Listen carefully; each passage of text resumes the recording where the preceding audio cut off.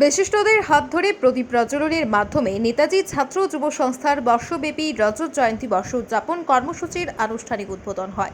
শিলচর রাজীব ভবনে আয়োজিত অনুষ্ঠানে উদ্বোধন করেন মুখ্য অতিথি এনআইটি শিলচরের ডিরেক্টর প্রফেসর দিলীপ কুমার বৈদ্য।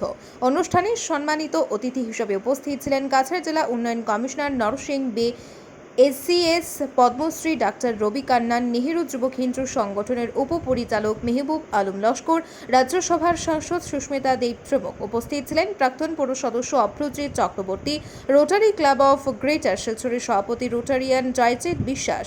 এছাড়াও সঙ্গে ছিলেন নেতাজি ছাত্র যুব সংস্থার প্রাক্তন সভাপতি যথাক্রমে দেবাশিস সোম, সঞ্জীব রায়, অশোক কুমার দেব, অধ্যাপক গুণাকর দাস, বর্তমান কেন্দ্রীয় কমিটির সভানেত্রী মহুয়া ভৌমিক, রজত জয়ন্তী বর্ষ উদযাপন কমিটির চেয়ারম্যান আইনজীবী শেখর পাল চৌধুরী, সাধারণ সম্পাদক দীরু দাস, ভাইস চেয়ারম্যান বিভাস রায়, বিবেক চ্যাটার্জি সহ অন্যান্যরা। শুরুতে সংগঠনের পক্ষে অতিথিদের উত্তরীয় স্মারক দিয়ে সম্মান জানানো হয়।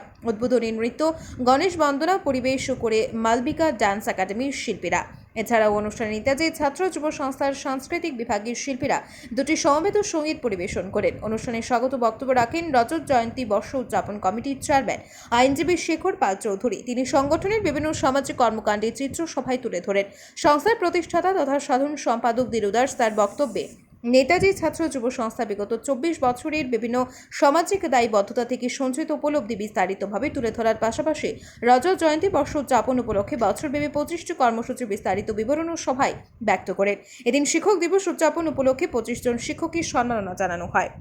ব্যুরো রিপোর্ট, আজকের বরাক। वो लोग आयुष्मान भारत के लिए कुछ मालूम ही नहीं है, तो ये सब बहुत सारा है।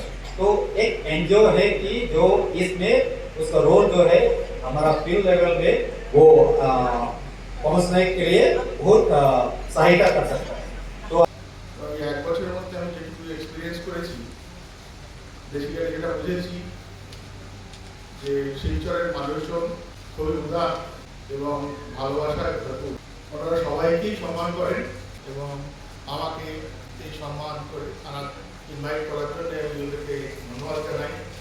এবং এই প্রোগ্রামে যে ওনার যে সংস্থার যে নাম নেতাজি ছাত্র যুব সংস্থা, এই নাম থেকে খুবই পরিষ্কার হয়ে যায় যেটা একটা আদর্শ এবং শক্তির সম্মিলন।